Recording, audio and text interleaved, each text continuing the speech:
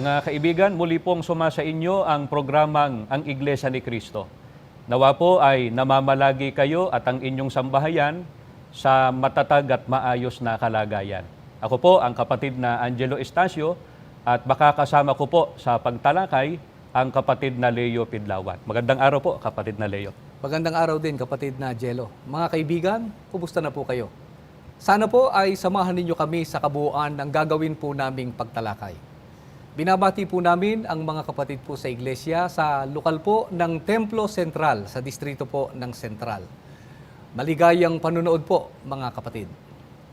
Mga kaibigan, hinahangad po namin na sa pamamagitan ng paksa na aming tatalakayin ay mabibigyan po namin kayo ng mahahalagang impormasyon tungkol sa Iglesia ni Cristo. Maaring ang pangalang Iglesia ni Cristo, kapatid na Jello, ay hindi na bago sa pandinig ng ating mga taga-subaybay sapagkat madalas na nababanggit ang pangalang Iglesia ni Cristo kapag ang pag-uusap ay may kinalaman sa relihiyon. Mga kaibigan, alam po ng mga tao na may mga kaanib sa Iglesia ni Cristo. Maaaring ang iba pa nga ay kanilang mga kamag-anak, kaibigan o kakilala. Nakikita rin nila ang mga gusaling sambahan ng Iglesia ni Cristo. Napapakinggan at napapanood po nila ang mga programa ng Iglesia ni Cristo sa radyo, sa telebisyon at maging sa internet. Subalit ang hindi po alam ng iba, kapatid na Leo, ay kung ano po yung tinatawag na Iglesia ni Cristo. At ano po kaya ang mapapakinabang ng isang tao kung siya ay umanib sa Iglesia ni Cristo. Kaya mga kaibigan, ang mga katanungang yan ay sasagutin po namin sa pamamagitan ng Biblia. Ang una po nating alamin, kapatid na Leo, ano po ba yung tinatawag na Iglesia ni Cristo? Ganito po ang mababasa natin, mga kaibigan, dito po sa Kolosas, sa 1 at 18. At siya ang ulo ng katawan sa makatwid bagay ng Iglesia. Ayon po kay Apostol Pablo, ang Iglesia po ay katawan ng Panginoong Jesucristo. Subalit, mga kaibigan, hindi po yun yung katawan ng ating Panginoong Jesucristo na pinakuan sa krus. Kundi ito po ay paglalarawan lamang para ipakita ang kaugnayan sa Panginoong Jesucristo ng tunay na iglesia, katawan ng Panginoong Jesucristo. Kaya mga kaibigan, ang mga tunay na nagmamahal at nagpapahalaga sa Panginoong Jesucristo ay nagmamahal din at nagpapahalaga sa iglesia. Kaya kapag sinabi ng sino man na hindi niya kailangan ng iglesia, ay para na rin niyang sinabi na hindi niya kailangan ang Panginoong Jesucristo sapagkat ang iglesia ay katawan po ng Panginoong Jesucristo. Subalit, kapatid na Leo, lahat po ba ng iglesia ay katawan ng ating Panginoong Jesucristo? Marami po ba ang iglesia na katawan niya?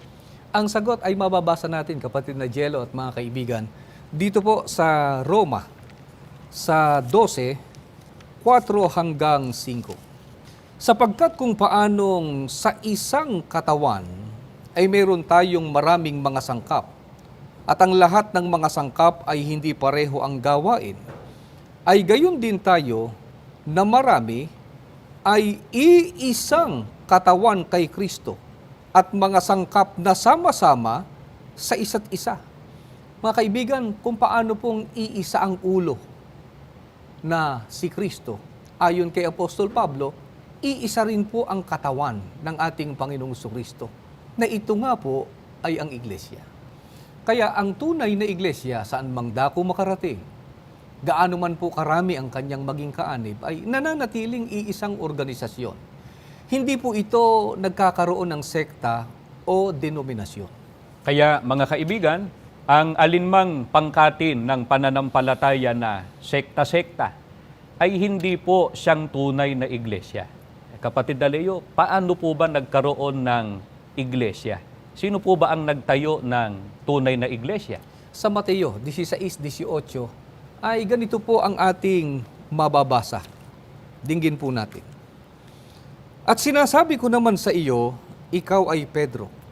At sa ibabaw ng batong ito ay itatayo ko ang aking iglesia at hindi makapananaig sa kanya kahit ang kapangyarihan ng kamatayan. Mga kaibigan, maliwanag po sa ating binasa na ang Panginoong Jesucristo ang nagtayo ng iglesia. At ang iglesyang itinayo po niya ay iisa lamang. At ito po ang kinikilala niyang Kanya. Ang katunayan, ang sabi po niya ay sa ibabaw ng batong ito ay itatayo ko ang aking iglesia. Hindi niya sinabi, kapatid na Jello, na itatayo ko ang aking mga iglesia. Opo. O ako ang nagtayo ng lahat ng mga iglesia. Opo.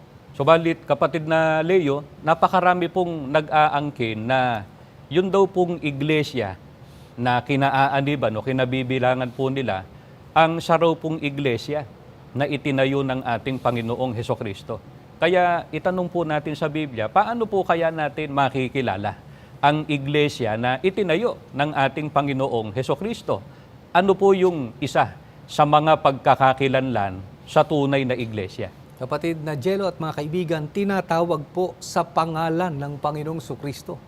Gaya po ng ating mababasa dito po sa Santiago, sa 2 at 7. Hindi ba't dinudusta nila ang banal na pangalan ni Kristo na sa inyo'y itinatawag? Sa tawag pa lang po, sa pangalan pa lang ay makikilala na po ang tunay na iglesia. Sapagkat ayon po sa Biblia, sa pangalan ni Kristo, tinatawag po ang mga taong kaanib sa kanyang iglesia. Subalit, sinasabi po ng iba, kapatid na Leo, na hindi na raw po importante sa iglesia ang pangalan. Masasabi po natin na hindi po yun totoo. Sapagkat lahat po ng bagay ay may pangalan. Di po ba? Kaya sa tao nga lang po ay kapag ka po hindi natin ginamit yung tunay niyang pangalan, sigurado po na siya po ay magagalit. Ano po? Kaya itanong po ulit natin sa Biblia, gaano po ba kahalaga ang pangalan ng ating Panginoong Hesukristo sa iglesia na kanya pong katawan? Kapatid na Jello at mga kaibigan, ang pangalan po ng Panginoong Jesucristo ang pangalang ikaliligtas. At ito po ay nakasulat dito po sa Gawa, sa 4 at 12. Pakinggan po natin. Kay Hesukristo lamang matatagpuan ang kaligtasan, sapagkat sa silong ng langit, ang kanyang pangalan lamang ang ibinigay ng Diyos sa ikaliligtas ng tao. Mga kaibigan, sana po ay napansin ninyo ang pahayag ng Biblia na ang pangalan lamang ng Panginoong Jesucristo ang ibinigay po ng Panginoon Diyos sa ikaliligtas ng tao. Sa makatwid ay napakalaki po ng kinalaman ng pangalang Kristo sa kaligtasan. Kaya taglay po ng iglesyang ililigtas ang pangalan ng Panginoong Jesucristo na tagapagligtas. Kapatid na Leo, paano po ba kung itawag ang pangalan ng ating Panginoong Hesukristo sa kanyang iglesia? Iglesia ni Kristo, kapatid na Jello at mga kaibigan. At ito po ay bababasa natin dito po sa Roma, sa 16 at 16. Magbatian kayo ng banal na halik. Lahat ng iglesia ni Kristo ay bumabati sa inyo. Mga kaibigan, ang banal na katwiran, kaya tama na tawagin pong iglesia ni Kristo. Ang iglesyang itinayo ng Panginoong Jesucristo ay sapagkat ang Panginoong Jesucristo po ang nagtayo at may-ari sa iglesia. At ito po ay katawan niya.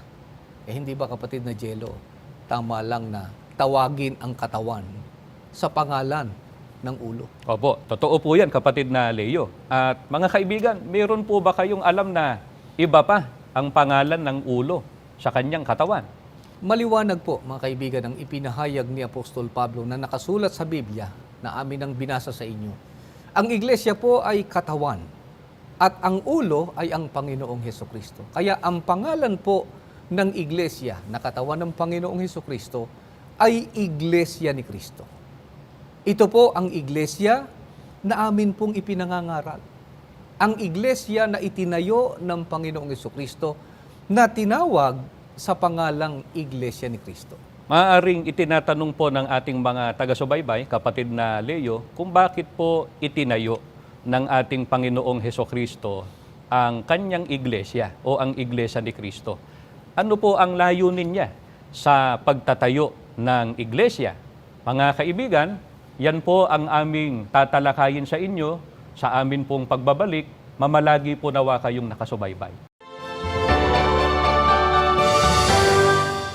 Mga kaibigan, tinalakay po namin ng kapatid na Leo sa pamamagitan po ng Biblia na ang atin pong Panginoong Hesukristo ay nagtayo ng iisang iglesia. Ang iglesyang ito ay katawan po ng Panginoong Hesukristo, kaya tinawag sa pangalan ng ulo na si Kristo. Tinawag po itong Iglesia ni Kristo. Kapatid na Leo, ano po kaya ang layunin ng Panginoong Hesukristo sa pagtatayo ng kanyang iglesia? Ang sagot, mga kaibigan, ay mababasa po natin dito po sa Mateo, sa 16 at 18. At sinasabi ko naman sa iyo, ikaw ay Pedro, at sa ibabaw ng batong ito ay itatayo ko ang aking iglesia, at hindi makapananaig sa kanya kahit ang kapangyarihan ng kamatayan. Ayon po sa Panginoong Jesucristo ay hindi makapananaig sa iglesia na kanyang itinayo kahit ang kapangyarihan ng kamatayan. Sana ay napansin po ninyo, mga kaibigan, ang napakalaking kahalagahan ng tunay na iglesia. Mas mahalaga pa ito kaysa kayamanan, karunungan, kapangyarihan at iba pang bagay sa mundong ito. Sapagkat kahit po nasa tao ang mga ito, ay makakaya pa rin siyang pagtagumpayan ng kamatayan. Samantalang kapag ang tao po ay kaanib sa tunay na iglesia, ay ginagarantiyahan po ng ating Panginoong Jesucristo na hindi po siya pagtatagumpayan ng kamatayan. Baka sabihin po ng ating mga taga-subaybay, kapatid na Leo, na bakit namamatay pa rin ang mga kaanib sa Iglesia ni Kristo? Mga kaibigan, hindi naman po namin itinuturo na kapag ka ang tao ay kaanib sa Iglesia ni Kristo ay hindi na mamamatay o malalagutan ng hininga. Ang Panginoong Jesucristo po, ang mga apostol at ang mga unang Kristiyano ay nangamatay. Kaya kapatid na Leo, ay maaaring itinatanong po nila sa atin, paano ngayon matutupad ang ipinangako ng Panginoong Hesukristo sa kanyang iglesia na hindi na sila pagtatagumpayan ng kamatayan? Gayong kahit pala kaanib sa iglesia ni Kristo, ay namamatay pa rin. Ang sagot, mga kaibigan, ay mababasa po natin dito po sa Juan, sa 11 at 25. Pakinggan po natin. Sinabi sa kanya ni Jesus, ako ang pagkabuhay na mag-uli at ang kabuhayan. Ang sumasampalataya sa akin, bagamat mamatay, gayon may mabubuhay siya. Ang tunay po na sumasampalataya sa ating Panginoong Jesucristo o ang mga kaanib sa Iglesia ni Kristo, bagaman mamatay, ay mabubuhay po ayon sa pangako ng ating Panginoong Jesucristo. Maaaring sabihin po ng mga taga-subaybay natin, kapatid na Leo, lalo na po ng mga nagbabasa ng Biblia, na hindi raw ba lahat naman ng namatay ay muling mabubuhay? May pagkakaiba pa raw po ba yung pagkabuhay ng mga kaanib sa Iglesia ni Kristo at ng hindi? Napakalaki ng pagkakaiba, kapatid na Jello at mga kaibigan. Ito po ay mababasa po natin dito po sa Juan, sa 5:28 hanggang 29. Huwag ninyo itong pagtakhan, sapagkat darating ang oras na maririnig ng mga patay ang kanyang tinig. Sila'y muling mabubuhay at lalabas sa kinalilibingan nila. Lahat ng gumawa ng mabuti ay pagkakalooban ng buhay na walang hanggan, at lahat ng masama ay parurusahan. Mga kaibigan, meron pong dalawang uri ng pagkabuhay. May mapalad at mayroong sawimpalad. Ang mapalad ay yung bubuhayin para po pagkalooban ng buhay na walang hanggan. At ang sawimpalad naman ay ang mga bubuhayin din, subalit upang parusahan. Mga kaibigan, walang sino man na naghahangad na mapabilang sa mga parurusahan. Alam po namin na ang nais po ninyo ay mapabilang sa mga bubuhayin upang pagkalooban ng buhay na walang hanggan. At iyan nga po ang nais ng ating Panginoon Diyos, kapatid na Jello, Opo. para sa mga tao. Kaya niya nga isinugo ang ating Panginoong Jesucristo.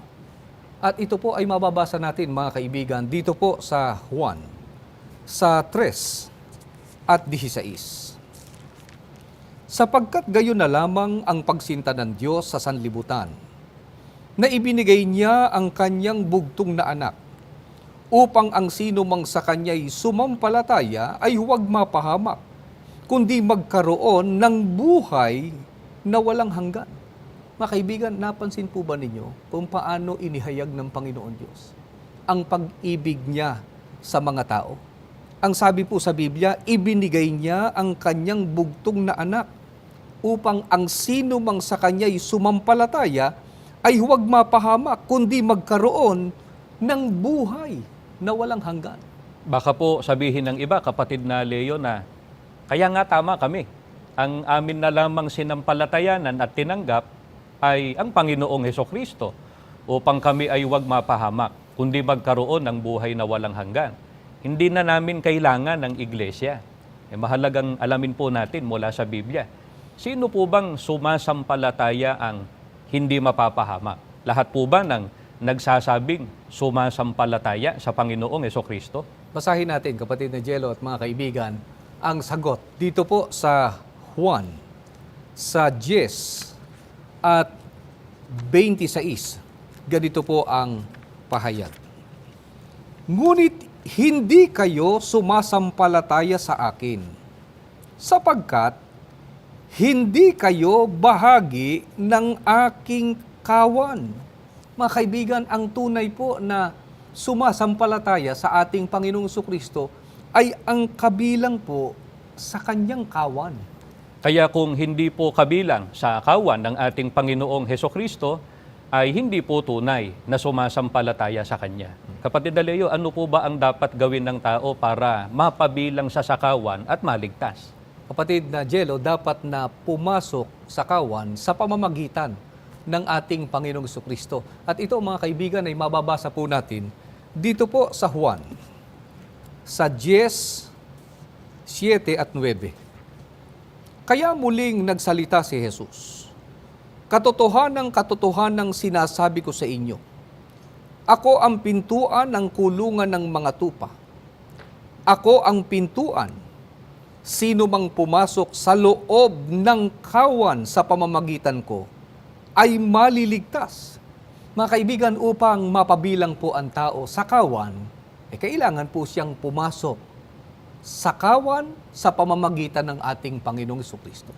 Alin po kaya, kapatid na Leo, ang kawan na kinapalooban ng mga taong pumasok sa Panginoong Hesukristo? Ito, kapatid na Jello at mga kaibigan, ay ang Iglesia ni Cristo. At mababasa po natin ito sa Gawa sa 20 at 28. Ingatan ninyo kung gayon ang inyong sarili at ang buong kawan. Narito'y hinirang kayo ng Espiritu Santo na mga katiwala upang pakanin ang Iglesia ni Cristo na binili niya ng kanyang dugo. Sa makatwid, mga kaibigan, ang dapat pong gawin ng tao upang matubos ng dugo ng Panginoong Jesucristo, mapatawad po sa kasalanan at magtamo ng kaligtasan, ay ang pagpasok po sa iglesyang tinubos ng dugo ng Panginoong Jesucristo o sa iglesia ni Cristo. Mga kaibigan, nawa po ay pakinabangan natin ang dakilang layunin ng Panginoong Hesukristo sa pagtatatag ng kanyang iglesia. Dito nawa tayo mapabilang na lahat upang magtamo po tayo ng katubusan. Sa gayoy mapatawad ang ating mga kasalanan at sama-sama tayong magtamo ng kaligtasan at ng buhay na walang hanggan.